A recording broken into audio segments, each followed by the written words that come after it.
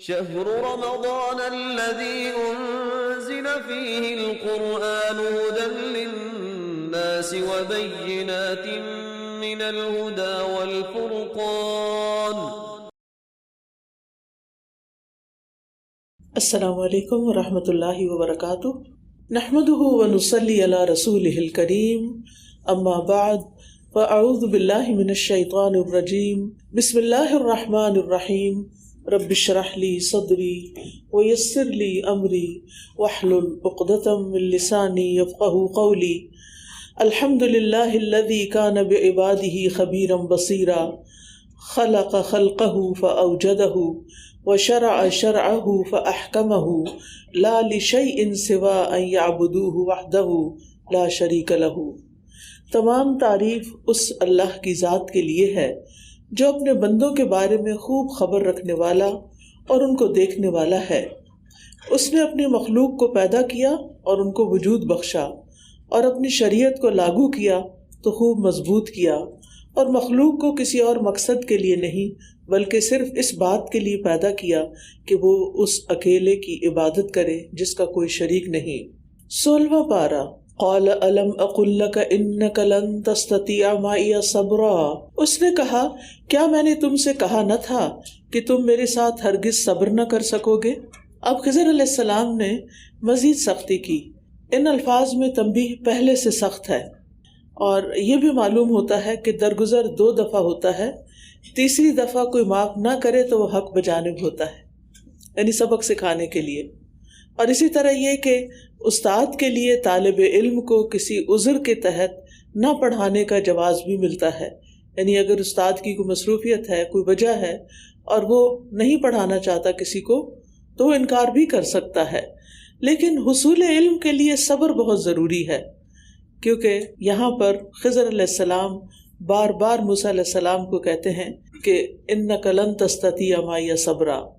آپ جانتے ہیں کہ موسیٰ علیہ السلام نے علم حاصل کرنے کے لیے سفر کیا اپنے شاگرد کے ساتھ اور کہا کہ میں اس وقت تک سفر کرتا رہوں گا جب تک اپنی منزل نہ پائے. تو اس سے پتہ چلتا ہے کہ علم کے لیے سفر ضروری ہے. پھر اسی طرح سفر میں اگر کسی کو ساتھ رکھا جائے تو اس کا بھی بہت فائدہ ہوتا ہے، کیونکہ اگر انسان خود ہمت چھوڑنے لگے تو دوسرا انسان اس کو مضبوط کر دیتا ہے. اور پھر یہ کہ موسیٰ علیہ السلام کے اندر یہ جو ڈٹرمینیشن تھی کہ میں اس وقت تک چلتا رہوں گا جب تک کہ منزل تک نہ پہنچ جاؤں، اور پھر ہوا یہ کہ منزل آئی لیکن پتہ نہ چلا اور آگے چلے گئے، اور پھر بھی اپنی ہمت نہیں ہاری، استقامت اختیار کی اور واپس پلٹے. فارتد علی آثارہما قصصا. اور پھر انہیں اپنا وہ مقصود مل گیا، یعنی خضر علیہ السلام سے ملاقات ہو گئی. اور خضر علیہ السلام جو تھے ان کو اللہ سبحانہ وتعالیٰ نے وَعَلَّمْنَاهُ مِن لَّدُنَّا عِلْمًا، اللہ تعالیٰ فرماتے ہیں کہ ہم نے اسے اپنے پاس سے ایک علم سکھایا تھا. تو اس سے یہ پتہ چلتا ہے کہ علم کا اصل سورس جو ہے وہ بھی اللہ سبحانہ وتعالیٰ کی ذات ہے اور اللہ تعالیٰ ہی سکھاتا ہے. اور پھر موسیٰ علیہ السلام نے ان سے کہا هَلْ أَتَّبِعُكَ عَلَىٰ أَن تُعَلِّمَنِ مِمَّا عُلِّمْتَ رُشْدًا، کیا میں اس شرط پر آپ کے پیچھے آ سکتا ہوں کہ آپ مجھے اس بھلائی میں سے سکھائیں جو آپ کو سکھائی گئی. تو اس سے یہ پتہ چلتا ہے کہ شاگرد کو استاد کے سامنے عاجزی کا، انکساری کا معاملہ کرنا چاہیے اور اس سے پہلے اجازت لینی چاہیے، پوچھنا چاہیے. تو اس نے کہا تم ہرگز میرے ساتھ صبر نہیں کر سکو گے، اور جس چیز کا تم نے علم کی روح سے احاطہ ہی نہ کیا اس پر صبر کر بھی کیسے سکتے ہو. لیکن موسیٰ علیہ السلام چونکہ اپنے مقصد میں سچے تھے تو انہوں نے کہا ستجدنی انشاءاللہ صابرا، آپ مجھے ضرور صبر کرنے والا پائیں گے. تو یہ آپ دیکھ رہے ہیں کہ بار بار صبر کرنے کی بات آ رہی ہے. پھر وہ کہتے ہیں اگر تم میرے پیچھے آئے تو مجھ سے کسی چیز کے بارے میں سوال نہ کرنا، یعنی جب تک میں اپنا کام کر نہ چکوں تم نے مجھ سے پوچھنا کچھ نہیں، صبر سے کام لینا ہے. لیکن ہوا یہ کہ جب انہوں نے اس کشتی کے اندر سوراخ کر دیا تو موسیٰ علیہ السلام بے چین ہو گئے، ان سے صبر نہ ہو سکا. تو خضر کہتے ہیں کیا میں نے تم سے کہا نہ تھا کہ تم صبر نہیں کر سکو گے. تو موسیٰ علیہ السلام فوراً معذرت کرتے ہیں، قال لا تؤاخذنی بما نسیت، میں بھول گیا تھا، آپ میرا مواخذہ نہ کریں، آپ مجھے معاف کر دیں. پھر دونوں چلے تو آگے جا کر انہوں نے ایک بچے کو قتل کر دیا. اب موسیٰ علیہ السلام جو تھے وہ پھر بے چین ہو گئے. اس پر انہوں نے پھر کہا کہ میں نے، اب یہ تیسری تنبیہ تھی کہ میں نے کہا نہیں تھا کہ تم صبر نہیں کر سکتے. قال ان سألتك عن شيء بعدها فلا تصاحبني قد بلغت من لدني عذرا. موسیٰ نے کہا اگر اس کے بعد میں آپ سے کسی چیز کے بارے میں سوال کروں تو آپ مجھے ساتھ نہ رکھیں، یقیناً آپ کو میری طرف سے عذر مل گیا. پھر وہ دونوں چل دیے یہاں تک کہ جب وہ ایک بستی والوں کے پاس آئے. انہوں نے وہاں کے رہنے والوں سے کھانا مانگا تو انہوں نے ان کی مہمان نوازی سے انکار کر دیا. تو دونوں کو وہاں ایک دیوار ملی جو گراہی چاہتی تھی، تو اس نے اسے کھڑا کر دیا، یعنی خضر علیہ السلام نے دیوار بنا دی. موسیٰ نے کہا اگر آپ چاہتے تو اس پر کچھ اجرت ہی لے لیتے. موسیٰ علیہ السلام پھر بول پڑے. اب یہاں پر پھر کیا ہوتا ہے کہ جو ہی خضر علیہ السلام کا ہاتھ لگتے ہی دیوار معجزانہ طور پر کھڑی ہو گئی، ٹھیک ہو گئی. تو موسیٰ علیہ السلام جو تھے، جو اس بستی والوں کے رویے سے پہلے ہی کبیدہ خاطر تھے، یعنی ان کو دل میں ایک ملال تھا کہ بستی والوں نے مہمان نوازی نہیں کی، کیونکہ اس زمانے میں کوئی ریسٹورانٹس اور کوئی ٹریولنگ کے دوران ایسی جگہ نہیں ہوتی تھی کہ جہاں مسافر خود کچھ خرید کے کھا سکیں. تو جہاں سے قافلے گزرتے تھے تو بستی والوں کا کام ہوتا تھا کہ وہ ان کے لیے انتظام کریں. لیکن اس کے برعکس خضر علیہ السلام نے بلا معاوضہ احسان کر دیا. تو وہ بول پڑے اور کہ بستی والوں نے تو نہ ہماری مسافرت کا خیال رکھا، نہ ضرورت کا خیال رکھا، اور نہ شرف اور فضل کا کہ کتنے بڑے لوگ یہاں سے گزر رہے ہیں. شاید انہیں پتہ ہی نہیں تھا کہ ایک موسیٰ ہے اور ایک خضر ہیں، دونوں ہی اللہ کے چنے ہوئے بندے. تو بعض اوقات انسان کی شکل سے نہیں بھی پتہ چلتا کہ کوئی اللہ کا کتنا بڑا ولی ہے اور کتنا بڑا دوست ہے، اور انسان اس کے ساتھ جہالت کا معاملہ کرتا ہے.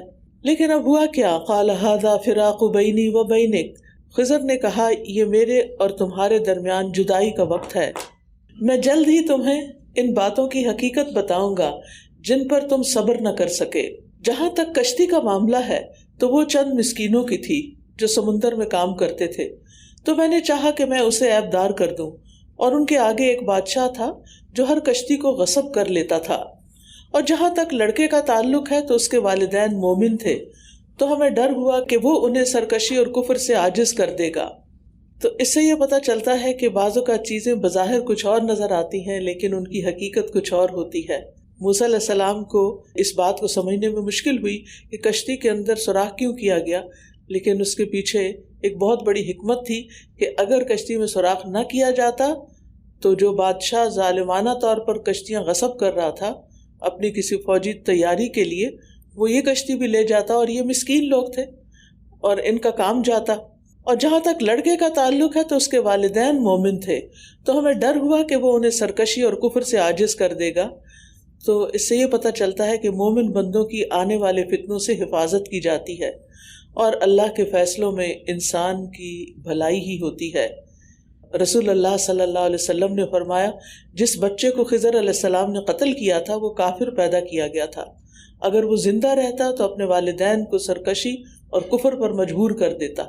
تو والدین چونکہ نیک تھے تو اللہ سبحانہ وتعالیٰ نے ان کے ایمان کی حفاظت کی، کیونکہ اولاد فتنہ ہوتی ہے اور بعض اوقات انسان اولاد کی محبت میں وہی کام شروع کر دیتا ہے جو اولاد پسند کرتی ہے، چاہے وہ اللہ تعالیٰ کی نافرمانی کا ہی کیوں نہ ہو. فَأَرَدْنَا أَن يُبْدِلَهُمَا رَبُّهُمَا خَيْرًا مِّنْهُ زَكَاةً وَأَقْرَبَ رَحْمًا. تو ہم نے چاہا کہ ان دونوں کو ان کا رب اس کے بدلے اس سے زیادہ پاکیزگی والا اور شفقت میں قریب تر بچہ عطا کرے. اور جہاں تک دیوار کا معاملہ ہے تو وہ شہر کے 2 یتیم لڑکوں کی تھی، اور اس کے نیچے ان دونوں کا خزانہ تھا، اور ان کا باپ نیک آدمی تھا. تو تیرے رب نے چاہا کہ وہ اپنی جوانی کو پہنچے اور تیرے رب کی مہربانی سے اپنے خزانے کو نکال لیں، اور یہ میں نے اپنی رائے سے نہیں کیا.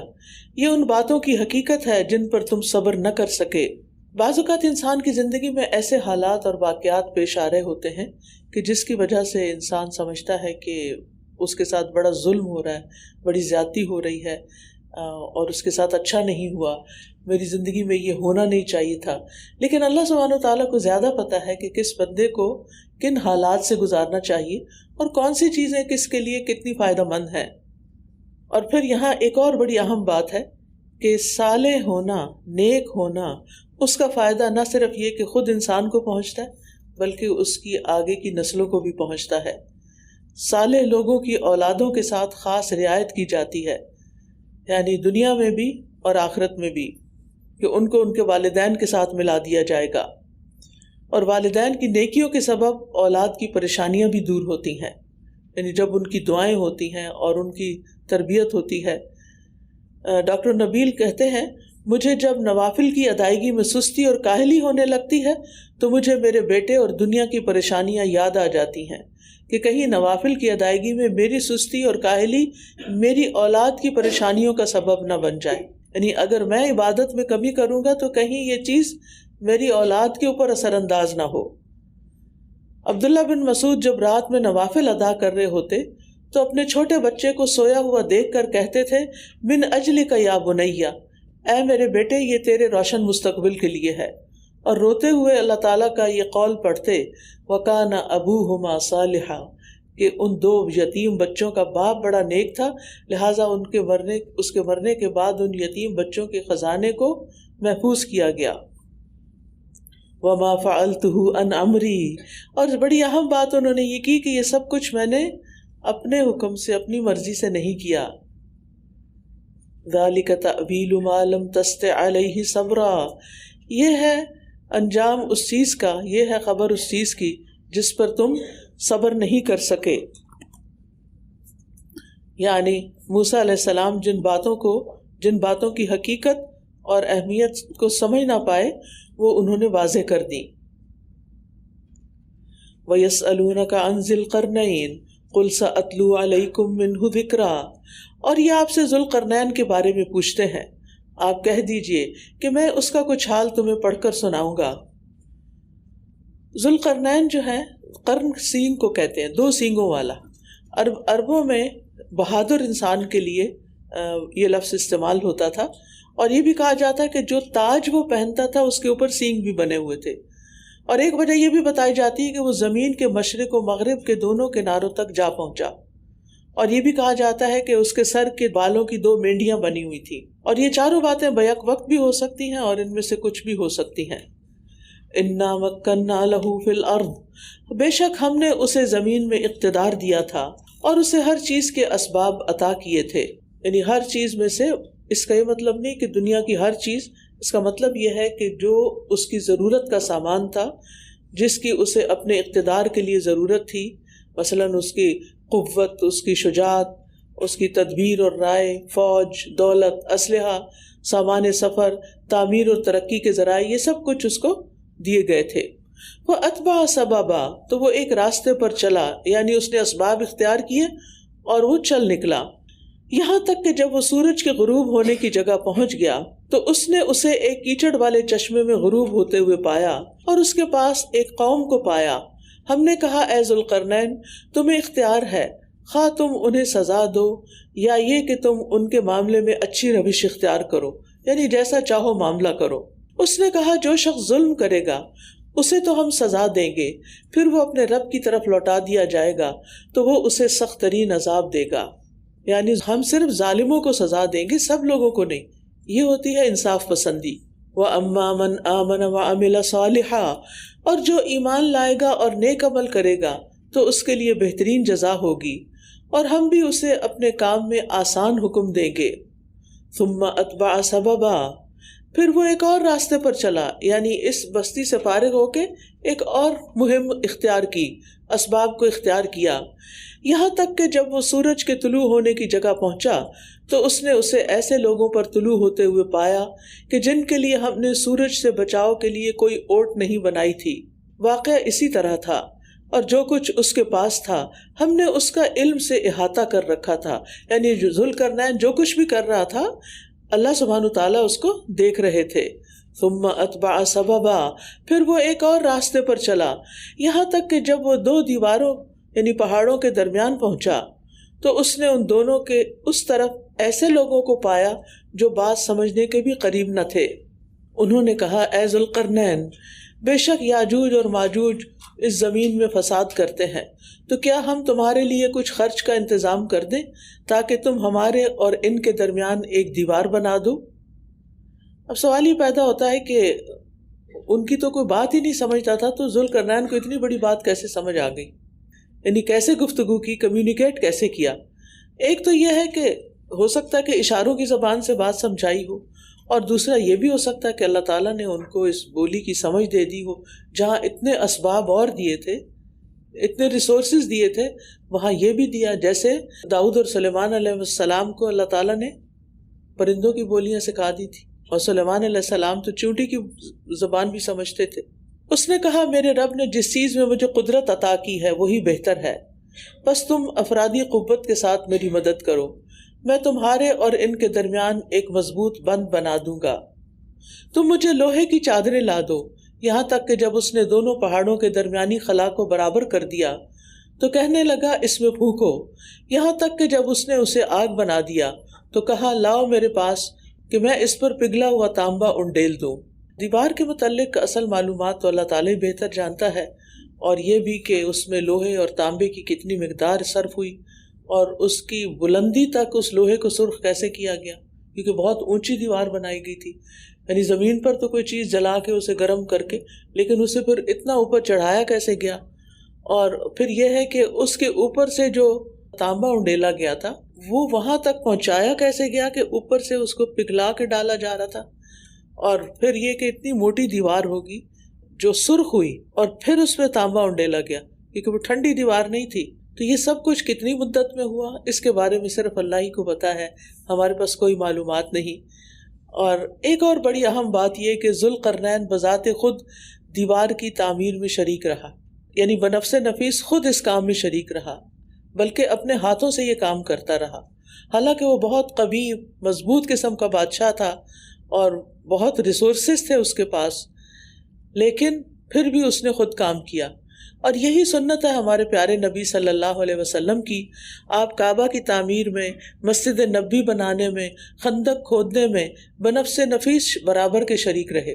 تو دین کا کام چاہے کوئی بھی ہو. اسی طرح ابراہیم علیہ السلام کے بارے میں آتا ہے کہ خانہ کعبہ کی تعمیر انہوں نے اپنے بیٹے کے ساتھ مل کے خود کی. آپ خود سوچیے کہ یہ تو مصری مزدور کا کام ہوتا ہے، لیکن انہوں نے اس میں کوئی آر نہیں سمجھی. اور اسی طرح یہ کام بھی، اور نبی صلی اللہ علیہ وسلم نے جو کام کی، اور پھر ابراہیم علیہ السلام اور اسماعیل علیہ السلام اللہ کے گھر کو صاف رکھا کرتے تھے، یعنی صفائی کا کام بھی کیا. تو کوئی بھی کام چھوٹا نہیں ہوتا. اصل بات یہ ہے کہ انسان دیکھے کہ وہ کس نیت سے کر رہا ہے، کیوں کر رہا ہے، اور اس کے کرنے سے کس کو راضی کرنا مقصود ہے. ہمارے ہاں جیسے کچھ کاموں کو بڑا اہم سمجھا جاتا ہے اور کچھ کاموں کو حقیر سمجھا جاتا ہے، تو بعض اوقات ایک معمولی کام جو ہوتا ہے وہ بھی انسان کو جنت تک پہنچانے کا سبب بن جاتا ہے. جیسے وہ ایک فاحشہ خاتون تھی جس نے کنویں کے اندر اتر کر کتے کے لیے پانی نکالا تھا اپنے موزے کے اندر، تو اس کو بخش دیا گیا، اس کے بدلے اس کو جنت دے دی گئی. اس لیے انسان کے اندر کسی قسم کا آر تکبر نہیں ہونا چاہیے. جو بھی انسان کو کسی بھی کام کا، نیکی کا موقع ملے وہ کرے. ہاں اگر اس کام کو کوئی اور کر سکتا تو آپ اس کو ڈیلیگیٹ کر دیں اور آپ کوئی اور کر لیں جو آپ کر سکتے ہیں اور کوئی اور نہیں کر سکتا. یعنی جان بوجھ کر اپنے لیے آسان کام نہیں ڈھونڈنے چاہیے، وہ کام کریں جو آپ کو آتا ہے اور کسی اور کو نہیں آتا. تو بہرحال پھر نہ تو وہ اس پر چڑھنے کی طاقت رکھتے تھے اور نہ ہی اس میں کوئی سوراخ کر سکتے تھے.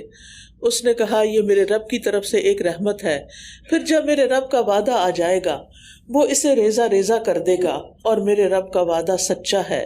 اب ذوالقرنین کی سوچ مومنوں والی سوچ تھی. اس نے دیوار بنا کر اسے اپنا کارنامہ قرار نہیں دیا بلکہ اپنے رب کی رحمت قرار دیا، جس کی بدولت وہ لوگ یاجوج ماجوج کے حملوں سے محفوظ ہو گئے.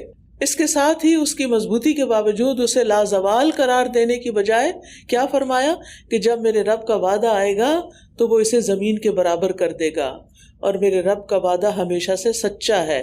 اس سے پتہ چلتا ہے کہ وہ مومن بادشاہ تھا، اللہ پر بھی ایمان رکھتا تھا اور اس کے ساتھ ساتھ آخرت پر بھی.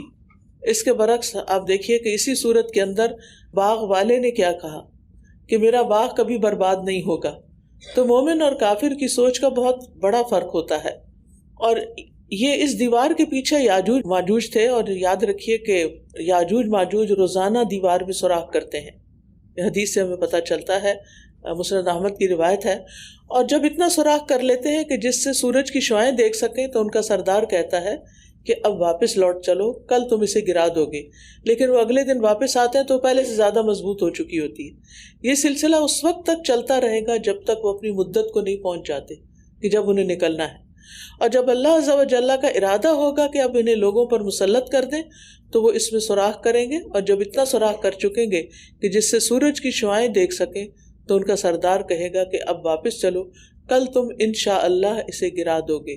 چنانچہ جب وہ اگلے دن واپس آئیں گے تو دیوار اسی حالت پر ہوگی جس پر وہ اسے چھوڑ کر گئے ہوں گے، اور وہ اسے گرا کر لوگوں پر چڑھ دوڑیں گے۔ اور پھر یہ کہ اللہ کے نبی عیسیٰ علیہ السلام اور ان کے ساتھی جو ہیں وہ محصور ہو کر رہ جائیں گے، کیونکہ ہر طرف یاجوج ماجوج پھیل جائیں گے، حتیٰ کہ ان میں سے کسی ایک کے لیے بیل کا سر اس سے بہتر قیمتی ہوگا جتنا آج تمہارے لیے 100 دینار ہے، یعنی اتنے مشکل حالات ہو جائیں گے۔ اللہ کے نبی عیسیٰ علیہ السلام اور ان کے ساتھی گڑ گڑا کر دعائیں کریں گے تو اللہ تعالیٰ یاجوج ماجوج پر ان کی گردنوں میں کیڑے کا عذاب نازل کر دے گا، تو وہ سب ایک انسان کے مرنے کی طرح اس کا شکار ہو جائیں گے۔ پھر اللہ کے نبی عیسیٰ علیہ السلام اور ان کے ساتھی اتر کر میدانی زمین پر آئیں گے تو انہیں زمین میں ایک بالشت بھر بھی جگہ نہیں ملے گی جو ان کی گندگی اور بدبو سے بھری ہوئی نہ ہو، کیونکہ لاشیں ہی لاشیں پوری زمین پر ہوں گی۔ اس پر اللہ کے نبی عیسیٰ علیہ السلام اور ان کے ساتھی اللہ کے سامنے گڑ گڑائیں گے تو اللہ بختی اونٹوں جیسی لمبی گردنوں والے پرندے بھیجے گا جو انہیں اٹھائیں گے اور جہاں اللہ چاہے گا جا پھینکیں گے۔ پھر اللہ ایسی بارش بھیجے گا جس سے کوئی گھر اینٹوں کا ہو یا اون کا اوٹ مہیا نہیں کر سکے گا، وہ زمین کو دھو کر شیشے کی طرح صاف چھوڑ دے گی۔ تو یہ ہونے والا ہے، اور یہ یاجوج ماجوج کے بارے میں صحیح احادیث سے معلومات ملتی ہیں۔ تو اللہ تعالیٰ ہر فتنے سے بچائے، کیونکہ اور پھر آپ دیکھیے کہ دونوں مرتبہ عیسیٰ علیہ السلام کا رویہ کیا ہے، دعا، گڑ گڑا کے دعا وہ خود بھی کرتے ہیں اور ان کے ساتھی بھی کرتے ہیں۔ تو مشکلات کا حل یہی ہوتا ہے، جب مشکل آئے اللہ کے آگے آہوزاری کریں۔ وَتَرَكْنَا بَعْدَهُمْ يَوْمَئِذٍ يَمُوجُ فِي بَعْضٍ وَنُفِخَ فِي الصُّورِ فَجَمَعْنَاهُمْ جَمْعًا، اور اس دن ہم ان کے بعض کو چھوڑ دیں گے کہ بعض میں موجوں کی طرح ٹکرائیں، اور سور میں پھونک دیا جائے گا تو ہم ان سب کو اکٹھا کر کے جمع کر لیں گے۔ یعنی اس دن سے مراد ہے کہ ذوالقرنین کی بنائی ہوئی دیوار کے مسمار ہونے کے دن یاجوج ماجوج سمندر کی موجوں کی طرح بے حساب تعداد میں یلغار کرتے ہوئے نکلیں گے۔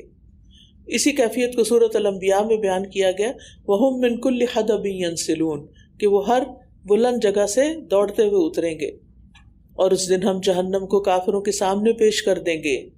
وہ لوگ جن کی آنکھیں میرے ذکر سے پردے میں تھیں اور وہ سننے کی استطاعت بھی نہ رکھتے تھے، کیا پھر وہ لوگ جنہوں نے کفر اختیار کیا یہ سمجھتے ہیں کہ وہ مجھے چھوڑ کر میرے ہی بندوں کو کارساز بنا لیں گے؟ بے شک ہم نے تو جہنم کو کافروں کے لیے بطور مہمانی تیار کر رکھا ہے۔ اب یہاں پر آپ دیکھیے کہ بندوں کو جو کارساز بنانا ہے، جیسے مسیح علیہ السلام کو بنا لیا گیا، عزیر علیہ السلام کو، روح القدس کو، فرشتوں کو اور دیگر مخلوقات کو، تو یعنی قیامت کے دن ان میں سے کوئی بھی کام نہیں آئے گا۔ قُلْ هَلْ نُنَبِّئُكُمْ بِالْأَخْسَرِينَ أَعْمَالًا، آپ کہہ دیجئے کیا ہم تمہیں بتائیں کہ اعمال کے اعتبار سے سب سے زیادہ خسارے میں کون ہے؟ الَّذِينَ ضَلَّ سَعْيُهُمْ فِي الْحَيَاةِ الدُّنْيَا، یہ وہ لوگ ہیں جن کی ساری کوششیں دنیا کی زندگی ہی میں گم ہو گئیں اور وہ سمجھتے رہے کہ وہ بہت اچھے کام کر رہے ہیں۔ یہ کون لوگ ہیں؟ جو دنیا میں رہ رہے ہیں دنیا کے لیے، آخرت کی فکر نہیں کرتے، اور سمجھتے ہیں کہ یہ سارے دنیا کو خوبصورت بنانے کے لیے اور ترقی دینے کے لیے جو کام انہوں نے کیے ہیں وہ بہت شاندار ہیں اور یہ ان کو آگے بھی شاید فائدہ دیں گے نہیں، اور وہ سمجھتے ہیں کہ بہت اچھا کر رہے ہیں، یعنی دنیا میں ڈوبے ہوئے ہیں، غافل ہیں، اور ساتھ ہی یہ سمجھتے ہیں کہ وہ جو کر رہے ہیں بہت اچھا کر رہے ہیں، حالانکہ جو کام آخرت کی نیت سے نہ کیا جائے اور صرف دنیا کے فائدے کے لیے کیا جائے، اس کا فائدہ پھر صرف دنیا تک ہی ملتا ہے انسان کو۔ اور پھر اگر عقیدے کی خرابی بھی ہو یا ریاکاری بھی ہو تو مزید عمل کو ضائع کر دیتی ہے، یعنی دنیا کا کام بھی اللہ کی رضا کے لیے کیا جائے تو اجر و ثواب کا باعث ہے، اور دین کا کام بھی دنیا کے فائدے کے لیے کیا جائے تو اس کا کچھ بھی فائدہ نہیں ملنے والا۔ اور اسی طرح آپ دیکھیے کہ تنہائی میں حرام کام کرنے والوں کے اعمال بھی ضائع ہو جائیں گے۔ صوبان رضی اللہ عنہ سے روایت ہے کہ نبی صلی اللہ علیہ وسلم نے فرمایا میں اپنی امت کے ان لوگوں کو جانتا ہوں جو قیامت کے دن تہامہ پہاڑوں کی مانند ڈھیروں نیکیاں لے کر آئیں گے، لیکن اللہ ان کی نیکیوں کو فضا میں پھیلے ہوئے غبار کے باریک ریزوں کی طرح بے اہمیت کر دے گا۔ ثوبان نے کہا ہے اللہ کے رسول ایسے لوگوں کی صفات بیان کر دیجئے، یعنی ان کی ذرا وضاحت کر دیجئے، کہیں ایسا نہ ہو کہ ہم لا علمی میں ان کی صف میں کھڑے ہو جائیں۔ آپ نے فرمایا خبردار، وہ تمہارے ہی بھائی ہوں گے، تمہاری ہی نسل سے ہوں گے، رات کو تمہاری طرح قیام کریں گے، لیکن وہ ایسے لوگ ہوں گے کہ تنہائیوں میں اللہ کے حرام کردہ امور کا ارتکاب کریں گے، اکیلے میں حرام کام کریں گے۔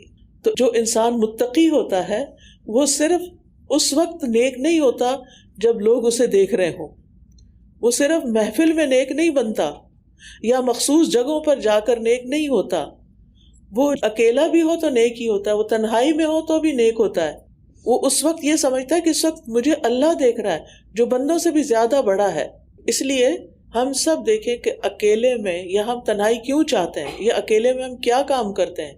اور خاص طور پر یہ بہت بڑا فتنہ کہ اس وقت سیل فون پر ہر غلط چیز اویلیبل ہے، یو نیم اٹ، اور جن لوگوں کو اس کی ایڈکشن ہو جاتی ہے پھر انہیں تنہائی چاہیے ہوتی ہے کہ کوئی نہ دیکھے کہ میں کیا کر رہا ہوں۔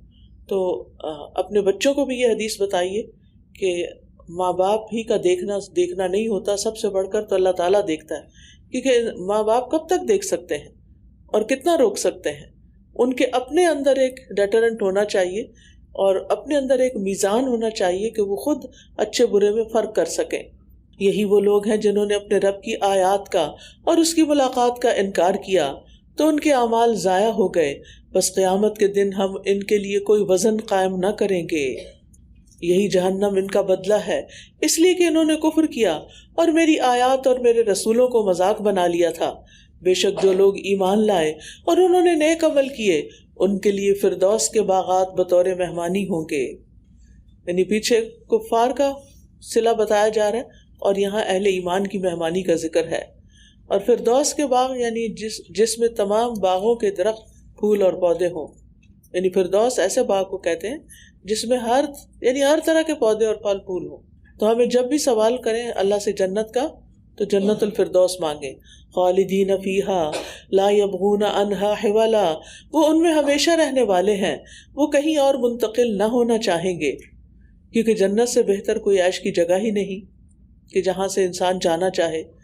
دنیا میں تو ایک جگہ پرانی ہو جاتی ہے تو پھر اس سے انسان اکتا جاتا ہے، لیکن جنت میں تو ہر نعمت پہلے سے بھی بہتر ہوتی چلی جائے گی۔ قُلْ لَوْ كَانَ الْبَحْرُ مِدَادًا لِكَلِمَاتِ رَبِّي، آپ کہہ دیجئے اگر میرے رب کے کلمات لکھنے کے لیے سمندر روشنائی بن جائے تو یقیناً وہ سمندر بھی ختم ہو جائے اس سے پہلے کہ میرے رب کے کلمات ختم ہوں، اور اگرچہ ہم اس کی مانند اور بھی سمندر اس کی مدد کے لیے لے آئیں۔ کوئی بھی محدود چیز، لمیٹڈ چیز لامحدود کا احاطہ نہیں کر سکتی۔ کوئی یعنی جو چیزیں فنا ہونے والی ہیں وہ انفینٹ کا احاطہ یعنی اس کو نہیں گھیر سکتی۔ سمندر ایک مخلوق ہے جس کی ایک حد اور انتہا ہے، جبکہ اللہ کا کلام اس کی صفت ہے، مخلوق نہیں ہے، اور نہ ہی اللہ کی ذات کی کوئی انتہا ہے اور نہ اس کی صفات کی۔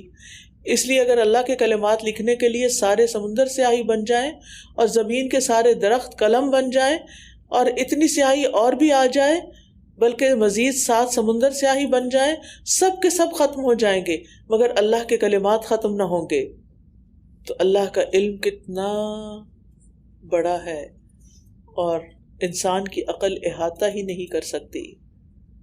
اور یہ جو بات ہے نا کلمات اللہ ان لمیٹڈ ہے۔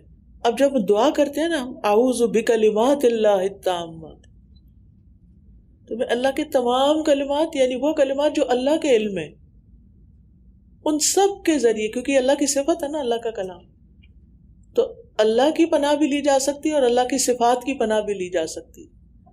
تو میں ان سارے کلمات یعنی جو بھی حفاظت کے کلمات ہیں یا اس کے علاوہ کلمات، ان سب کے ذریعے میں اللہ کی پناہ میں دیتی ہوں اپنے آپ کو یا اپنے بچوں کو۔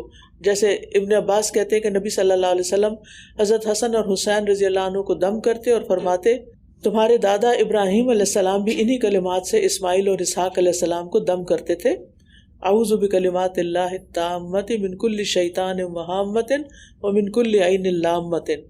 اسی طرح گھبراہٹ کے وقت اللہ کے سارے کلمات کی پناہ پکڑا کریں. اعوذ بکلمات اللہ التامۃ من غضبہ و شر عبادہ ومن ہمزات الشیاطین وان یحضرون قل انما انا بشر مثلکم یوحی الی انما الہکم الہ واحد.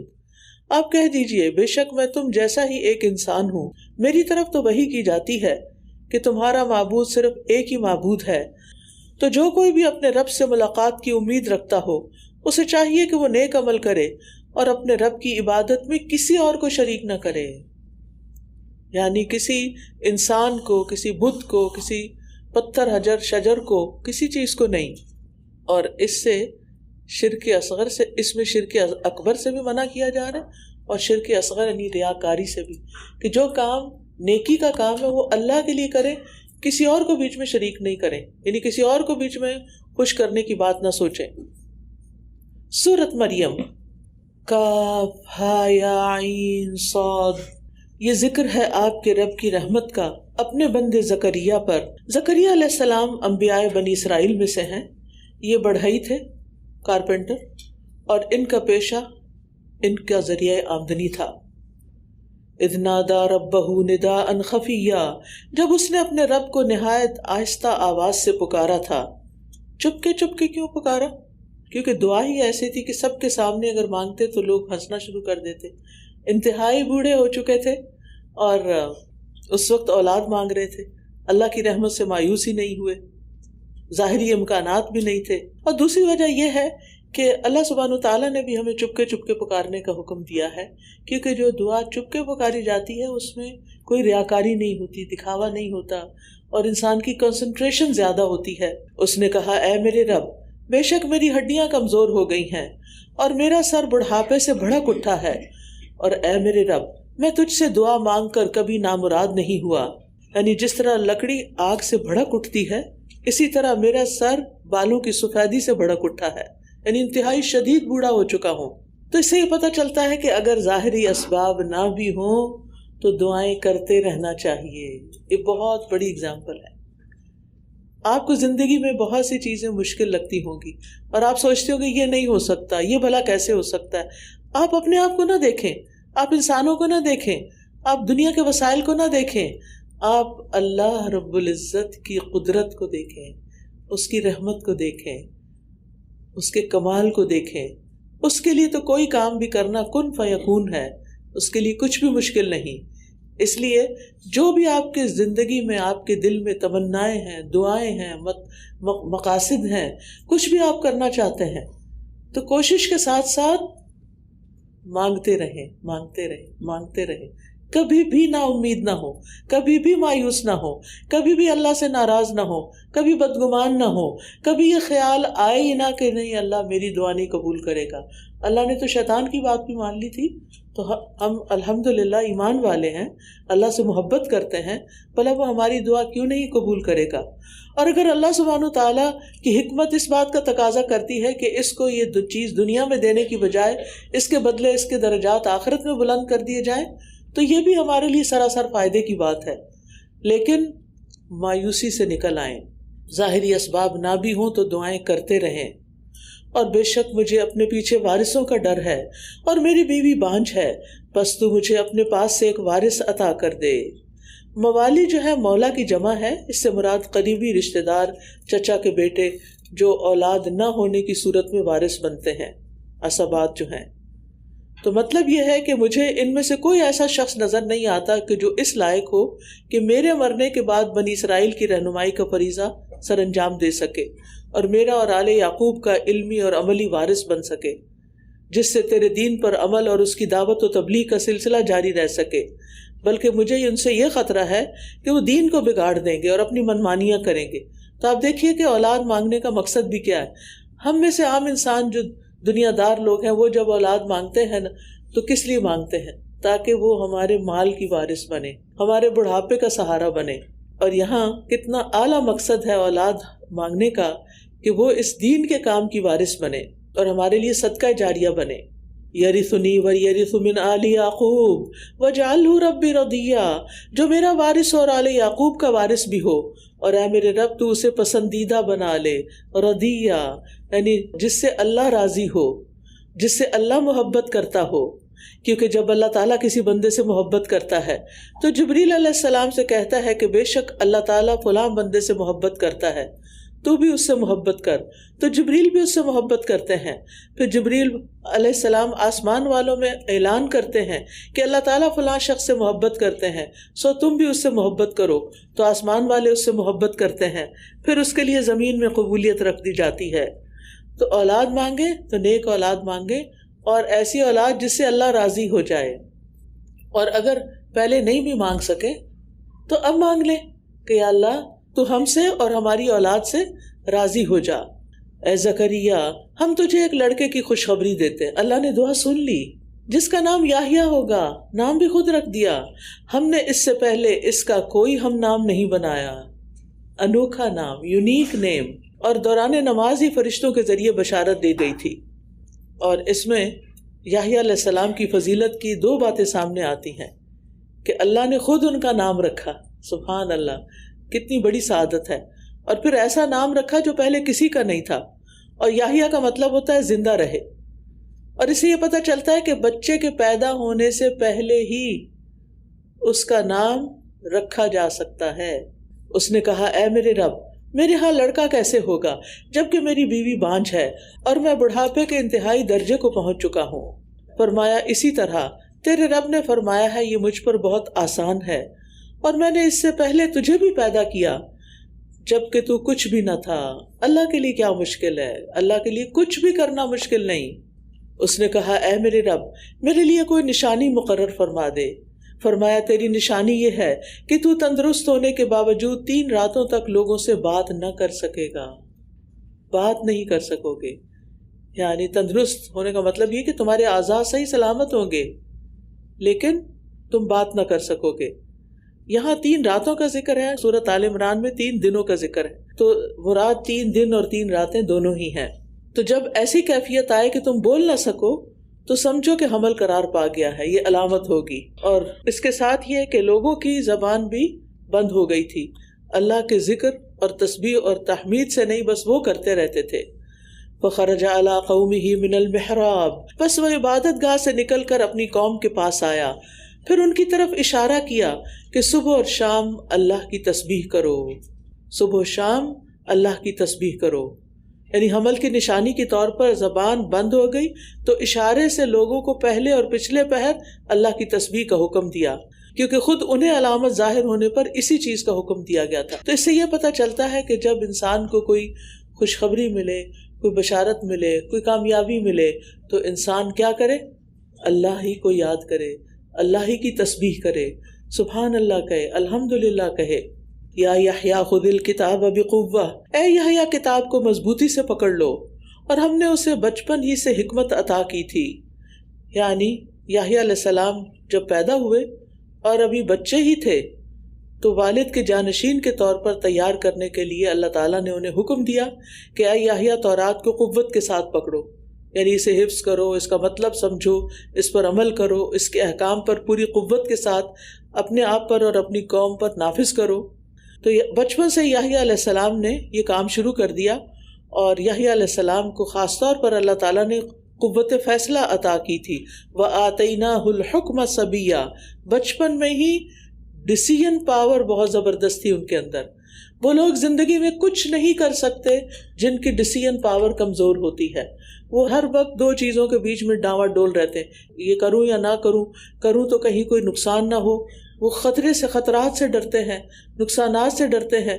تو ایسی صورت میں انسان کو ڈرنے کی بجائے جو کرنا ہے اسے کر گزرنا چاہیے، اور اس کے لیے انسان اسباب کا جائزہ لے، استخارہ کرے، اور جو نیکی کا کام ہے اس میں بسم اللہ کر کے قدم رکھ دے۔ اور اگر کوئی یہ کہے کہ بچپن میں یہ سب کچھ کیسے ہو سکتا ہے، آج بھی آپ دیکھیں، آپ نیوز میں دیکھتے رہتے ہیں، اب تو ویڈیوز بھی آنے لگ جاتی ہیں کہ بعض بچے بچپن میں ہی بات کر رہے ہوتے ہیں، کلام حفظ کیا ہوتا ہے اللہ تعالیٰ کا، اور انہونی چیزیں ان سے صادر ہو رہی ہوتی ہیں. پہلے زمانے میں تو یہ بلیو کرنا شاید مشکل تھا، لیکن آج تو ہم اپنی آنکھوں سے دیکھ لیتے ہیں وہ ویڈیوز جن کے اندر یہ ساری چیزیں ہو رہی ہوتی ہیں. اور بعض بچے بچپن کے اندر ہی بہترین طریقے سے کلام پڑھنے لگتے ہیں، صورتوں پہ صورتیں یاد کر لیتے ہیں 2 سال کی عمر میں، 3 سال کی عمر میں. تو یہ بالکل پاسبل ہے. اللہ تعالیٰ کے لیے عادت کے خلاف، دستور کے خلاف کوئی کام کرنا بھی مشکل نہیں، بس ہم اللہ سے مانگنے والے ہوں اور محنت بھی کرنے والے ہوں. اور اس میں خاص طور پر بچپن میں بچہ اگر کچھ کرتا ہے تو اس میں ماں کا بہت بڑا کردار ہوتا ہے.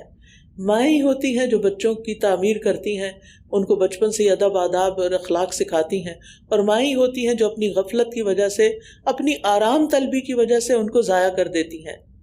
وَحَنَانًا مِن لَّدُنَّا وَزَكَاةً وَكَانَ تَقِيًّا، اور اپنے پاس سے نرم دلی اور پاکیزگی عطا کی تھی، اور وہ نہایت پرہیزگار تھا، اور وہ اپنے والدین کے ساتھ نیک سلوک کرنے والا تھا اور سرکش نافرمان نہ تھا.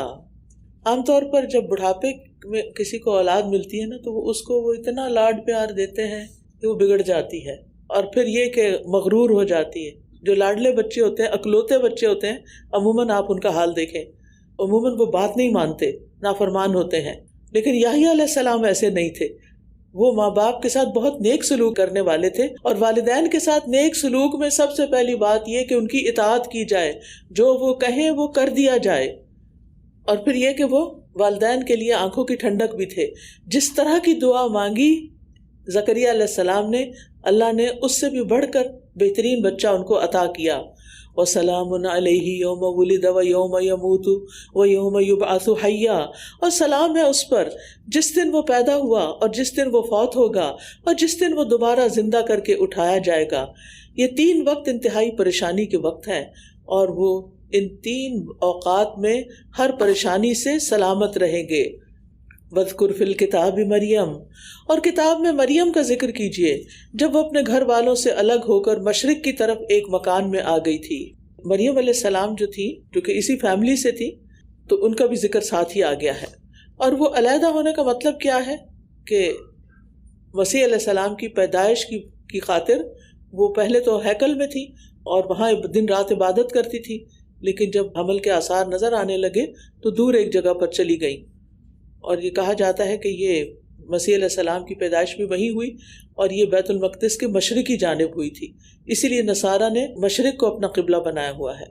پھر اس نے ان کی طرف سے پردہ کر لیا، تو ہم نے اس کی طرف اپنی روح فرشتے کو بھیجا، تو اس نے اس کے سامنے ایک مکمل انسان کی صورت اختیار کی.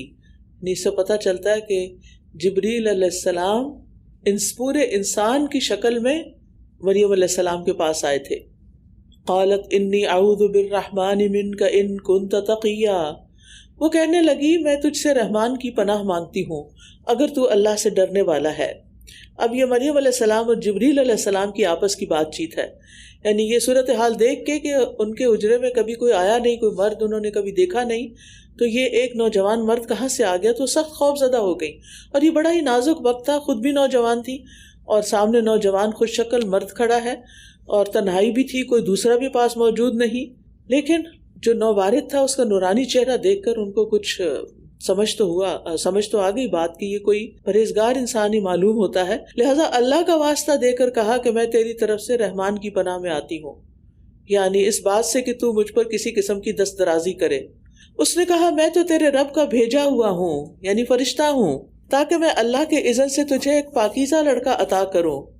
وہ کہنے لگی میرے لیے کوئی لڑکا کیسے ہوگا جبکہ کسی انسان نے چھوا تک نہیں، جبکہ مجھے کسی انسان نے چھوا تک نہیں، اور نہ ہی میں کوئی بدکار عورت ہوں. اس نے کہا اسی طرح ہوگا، تیرے رب نے فرمایا ہے کہ یہ مجھ پر بہت آسان ہے، اور تاکہ ہم اسے لوگوں کے لیے ایک نشانی اور اپنی طرف سے ایک رحمت بنا دیں، اور یہ کام طے شدہ ہے، یعنی یہ تو ہو کر ہی رہنا ہے.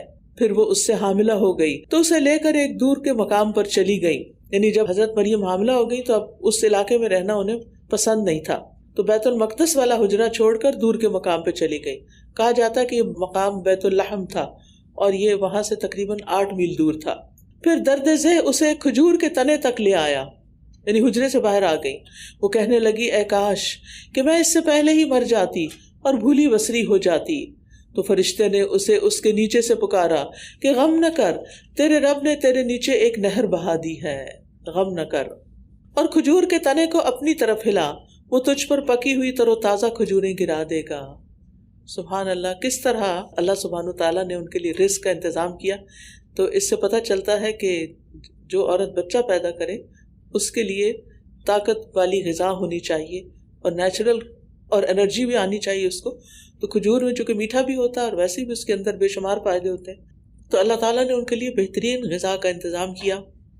اگر اس سے کوئی بہتر ہوتی نفاس والی عورت کے لیے تو اللہ تعالیٰ وہ مریم علیہ السلام کو دیتے۔ نبی صلی اللہ علیہ وسلم نے فرمایا جس گھر میں کھجور نہیں وہ اس گھر کی مانند ہے جس میں کوئی کھانا نہیں، یعنی کھجور کھانے کا کام کرتی ہے۔ اور آج کل تو ماشاءاللہ آپ سب کے گھر میں کھجور ہوگی۔ کھجور ہم صرف افطاری پہ کھاتے ہیں، جبکہ نبی صلی اللہ علیہ وسلم نے فرمایا کھجور مومن کی بہترین سحری ہے، تو سحری میں بھی کچھ نہ کچھ کھا لیا کریں۔ فَكُلِي وَاشْرَبِي وَقَرِّي عَيْنًا، پس کھا اور پی اور آنکھیں ٹھنڈی کر، خوش ہو جا۔ پھر اگر تو کسی انسان کو دیکھے تو کہہ دینا کہ میں نے تو رحمان کے لیے روزے کی نظر مانی ہے، لہٰذا آج میں کسی انسان سے ہرگز کوئی بات نہ کروں گی، یعنی چپ رہنا۔ خاموشی بھی کئی باتوں کی بات ہوتی ہے، کئی سوالوں کا جواب ہوتی ہے، تو اس لیے ضروری نہیں ہوتا کہ اگر کوئی آپ کو الزام کی نظر سے دیکھے یا آپ پر کوئی الزام دھرے تو آپ فوراً بولنا شروع کر دیں، ڈیفینسو ہو جائیں اور بہت سی بحث شروع کر دیں۔ بہت سے مواقع پر خاموشی بولنے سے زیادہ بہتر ہوتی ہے۔ اللہ ہمیں وہ حکمت دے دے کہ ہم جیسے بولنا سیکھ گئے ہیں ایسے ہی خاموش رہنا بھی سیکھیں۔ پھر وہ اسے اٹھائے ہوئے اپنی قوم کے پاس لے آئی، وہ کہنے لگے اے مریم تو ایک عجیب چیز لائی ہے۔ یعنی اللہ کی کرامت کو دیکھ کر مریم علیہ السلام کو اطمینان ہو گیا کہ اللہ تعالیٰ اس کو رسوا نہیں ہونے دے گا، لیکن اب فکر تو تھی بہرحال قوم کیا ری ایکشن شو کرتی، اور قوم نے تو وہی کیا جو بنی اسرائیل کرتے ہیں۔ یا اخت ہارون، اے ہارون کی بہن، تیرا باپ کوئی برا آدمی نہ تھا اور نہ ہی تیری ماں کوئی بدکار عورت تھی۔ اب یہ کون سے ہارون ہیں؟ یہ موسیٰ علیہ السلام کے بھائی ہارون نہیں ہیں، کیونکہ وہ تو موسیٰ علیہ السلام کے زمانے میں گزر چکے۔ یہ یا تو حضرت مریم کے اپنے سگے بھائی تھے کوئی ہارون، اور بہت نیک انسان تھے کہ ان کی نیکی کا ذکر کر کے انہوں نے حضرت مریم کو یعنی ایک طرح کچھ لان تان کی جو کہ حق نہیں بنتا تھا ان کا، کیونکہ وہ سمجھتے تھے کہ نعوذ باللہ یہ کوئی شاید ناجائز بچہ لے کر آئی ہیں۔ فَأَشَارَتْ إِلَيْهِ، بولی کچھ نہیں، اللہ تعالیٰ کے حکم کے مطابق اس نے اس بچے کی طرف اشارہ کر دیا۔ وہ کہنے لگے بھلا ہم اس سے کیسے بات کریں جو ابھی گود میں ایک بچہ ہی ہے۔ بچہ بول اٹھا، وہ بول اٹھا بے شک میں اللہ کا بندہ ہوں، اس نے مجھے کتاب عطا کی اور مجھے نبی بنایا۔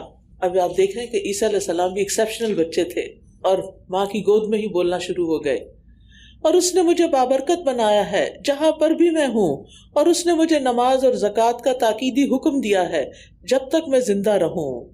وَجَعَلَنِي مُبَارَكًا أَيْنَمَا كُنتُ، یعنی بہت بابرکت۔ برکت کا مطلب ہوتا ہے خیر کثیر، اور یہ برکہ سے ہے جس کا معنی تالاب ہوتا ہے جس میں بہت پانی ہوتا ہے، یعنی اس سے بے شمار لوگ فائدہ اٹھاتے رہتے ہیں۔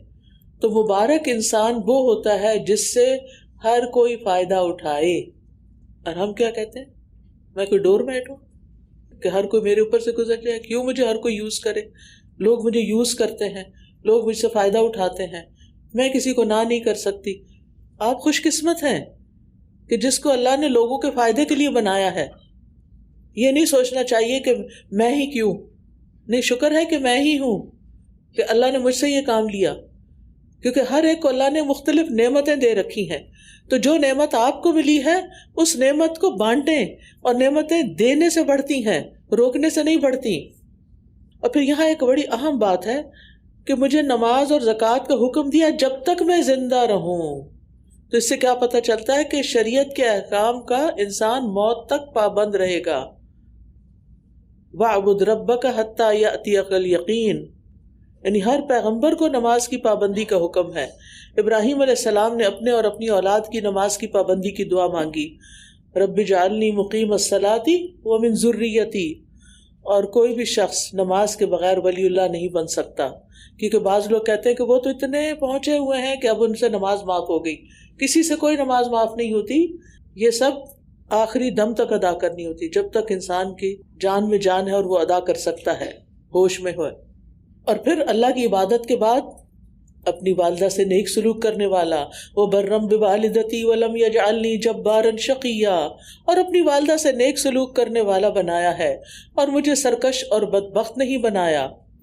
اس سے پتہ چلتا ہے کہ والدین سے بدسلوکی کرنے والا شقی اور بد نصیب بدبخت ہوتا ہے۔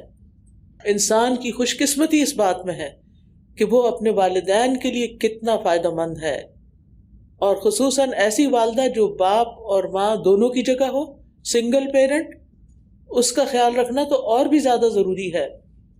اور یہاں خاص طور پر والدہ کا ذکر کیا گیا کیونکہ عیسیٰ علیہ السلام کی صرف والدہ ہی تھیں، وہ اللہ کی نشانی تھے، بغیر والد کے پیدا ہوئے تھے۔ والسلام علیہ یوم ولدت و یوم اموت و یوم ابعث حیا، اور سلام ہے مجھ پر جس دن میں پیدا ہوا اور جس دن میں مروں گا اور جس دن میں زندہ کر کے اٹھایا جاؤں گا۔ یہ بھی 3 سلامتی کے مواقع اللہ تعالیٰ نے یحییٰ علیہ السلام کی طرح ان کو بھی عطا کیے۔ یہ ہے عیسیٰ ابن مریم، حق کی بات جس میں یہ شک کر رہے ہیں، یعنی یہ ہے ان کی حقیقت۔ اللہ ایسا نہیں کہ وہ کسی کو بیٹا بنائے، وہ پاک ہے۔ جب وہ کسی کام کا فیصلہ کر لیتا ہے تو اسے کہہ دیتا ہے کہ ہو جا، تو وہ ہو جاتا ہے۔ یعنی جو رب، جو ذات کن کہہ کے سب کچھ کر سکتا ہے، اسے بیٹے کی کوئی ضرورت نہیں ہے، کیونکہ بیٹا تو اس کی ضرورت ہوتی ہے جس پہ بڑھاپا آتا ہے، جو کمزور ہوتا ہے، محتاج ہوتا ہے، فنا ہونے والا ہوتا ہے اور اس کو وارث کی ضرورت ہوتی ہے۔ لہٰذا کوئی انسان عبادت کا حقدار نہیں کہ اس کے نام پر نظر نیاز کی جائے، بلکہ صرف اللہ ہی کی خاطر ہمیں اللہ ہی کی عبادت کرنی چاہیے، اللہ کی رضا کی خاطر۔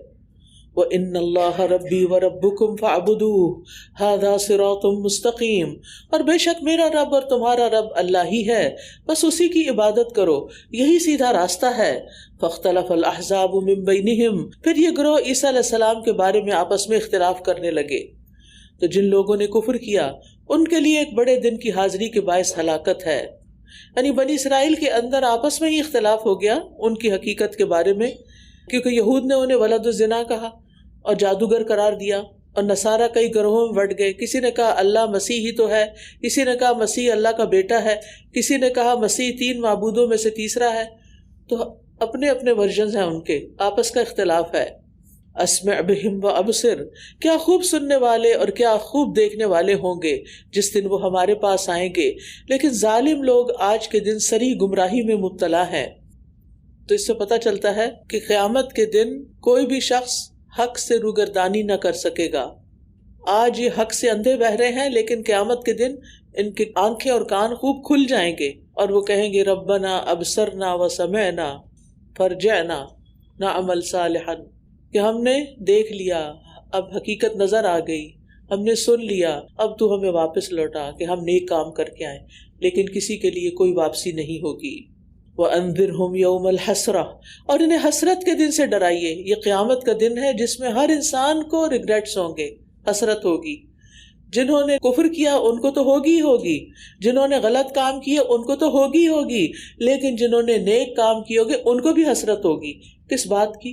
کاش تھوڑے سے اور کر لیتے نیکی، کچھ نیکیاں اور کر لیتے۔ ہم نے اپنا وقت کیوں ضائع کیا؟ ہم نے اپنی جوانی کیوں ضائع کر دی؟ ہم نے اپنی صلاحیتوں سے کام کیوں نہیں لیا؟ ہم تو بہت کچھ کر سکتے تھے، آج ہمیں احساس ہی نہیں ہوتا۔ ہم گھنٹوں بیٹھ کے فضول باتیں کرتے ہیں یا دیکھتے رہتے ہیں یا ادھر ادھر بیکار کے کاموں میں الجھے رہتے ہیں، اور وہ چیزیں نہیں کرتے، وہ کام نہیں کرتے جو ہماری آخرت میں ہمیں فائدہ دینے والی ہیں۔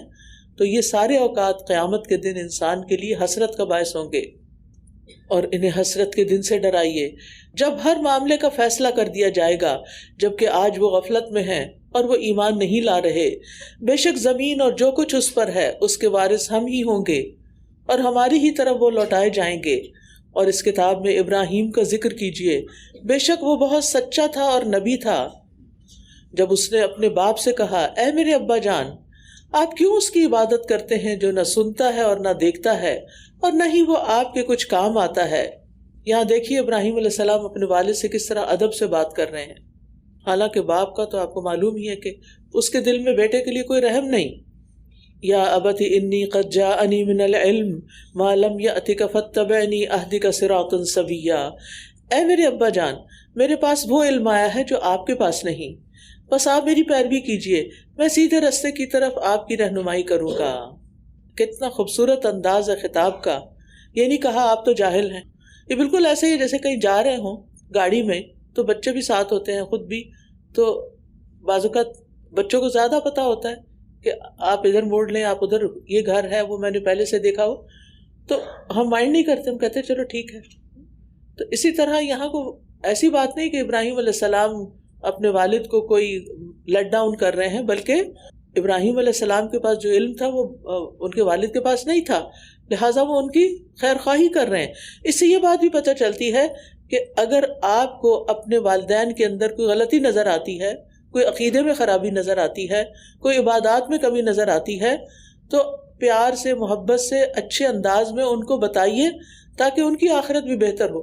آپ کے حسن سلوک کا سب سے زیادہ مستحق کون ہو سکتا ہے؟ والدین. اور کچھ لوگ گھر والوں کی طرف تو توجہ ہی نہیں دیتے، اپنے بچوں کو تو کچھ سکھاتے نہیں، سب سے پہلے اپنے اوپر کام نہیں کرتے، پھر اپنے بچوں کو کوئی اہمیت اور توجہ نہیں دیتے، اور دنیا بھر کی اصلاح کے لیے نکل پڑتے ہیں. یہ انتہائی غلط طریقہ ہے. سب سے پہلے انسان کو اپنے اخلاق، اپنے معاملات، اپنے ایمان، اپنی عبادات کو بہتر کرنا چاہیے، کیونکہ اس کے بغیر آپ کی کوششیں قبول نہیں ہوں گی، بلکہ الٹا جرمانہ پڑ جائے گا. کہ دوسروں کو نماز کا طریقہ سکھا رہے تھے، خود اپنی نماز کیسی تھی، دوسروں کو نصیحت اور خود میاں فضیحت. تو یہ نہیں ہونا چاہیے. یہ ہم سب کے لیے، میرے لیے بھی، آپ کے لیے، سب کے لیے، کہ سب سے پہلا حق ہم پر ہمارے والدین کا ہے، پھر اس کے بعد ہماری اولاد کا ہے، شوہر کا ہے، بہن بھائیوں کا ہے، رشتہ داروں کا ہے، پھر باہر. نبی صلی اللہ علیہ وسلم نے سب سے پہلے تبلیغ کس کو کی تھی؟ سب سے پہلے مسلمان کون ہوا تھا؟ حضرت خدیجہ. پھر اس کے بعد قریبی رشتہ داروں کو بلایا تھا، دوست، یعنی جو جو قریب تھے. تو کسی بھی نیکی کے حقدار سب سے زیادہ قریب ترین لوگ ہوتے ہیں، اور اگر وہ نہ مانے تو سب سے زیادہ رو رو کر، گڑ گڑا کر ان کے لیے دعائیں کرنی چاہیے. یعنی ہم ان سے کبھی بھی بے نیاز نہیں ہو سکتے کہ اب وہ عمر کے اس حصے کو پہنچ گئے تو اب چھوڑو ان کو، ایڈلٹس ہیں، خود اپنے رسپانسبل ہیں، نماز پڑھیں یا نہ پڑھیں، ہماری کوئی ذمہ داری نہیں. ہماری ذمہ داری ہے. ہماری ذمہ داری اگر ہے کہ اپنے نیبر کو بتائیں اور دنیا میں جا کے درس دیں، تو کیا ہماری ذمہ داری نہیں کہ اپنی اولاد کو بتائیں؟ وہ نہ مانے تو ان کی مرضی، لیکن بتانا ہمارا فرض ہے. یا ابت لا تعبد الشیطان، اے میرے ابا جان شیطان کی عبادت نہ کیجیے، بے شک شیطان رحمان کا بہت نافرمان ہے. اے میرے ابا جان میں ڈرتا ہوں کہ کہیں آپ کو رحمان کی طرف سے کوئی عذاب نہ آ پکڑے، یوں آپ شیطان کے دوست بن جائیں گے. یعنی یہاں پر انہیں بت پرستی کے برے انجام اور اس کے وبال اور عذاب سے بھی ڈرایا، اور اس میں بھی حسن ادب کو ملحوظ رکھا. یہ نہیں کہا کہ تم پہ عذاب آ پڑے گا، بلکہ فرمایا کہ میں ڈرتا ہوں کہ آپ پر رحمان کی طرف سے کوئی عذاب نہ آ جائے اور آپ شیطان کے ساتھی نہ بن جائیں. اس سے کیا پتہ چلتا ہے؟ شیطان کا ساتھی بننا بدترین عذاب ہے. عذاب کی سب سے بدترین قسم کے انسان ہر معاملے میں شیطان کی بات مانے، اور شیطان انسان کے اندر خواہشات کے راستے سے آتا ہے کہ صرف اپنی خواہشات کی پیروی کرے اور اللہ کی بات کو پیچھے ڈال دے. جب انسان صبح اٹھتا ہے نماز کے لیے تو شیطان اٹھنے نہیں دیتا، وہ تب کیا دیتا ہے، ابھی تو بہت وقت ہے، ابھی سوئے رہو. لیکن انسان شیطان کو چھوڑ کر اپنے رب کے لیے، اپنے رب کی عبادت کے لیے اٹھ جاتا ہے. اس نے کہا اے ابراہیم کیا تو میرے معبودوں سے منہ موڑنے والا ہے؟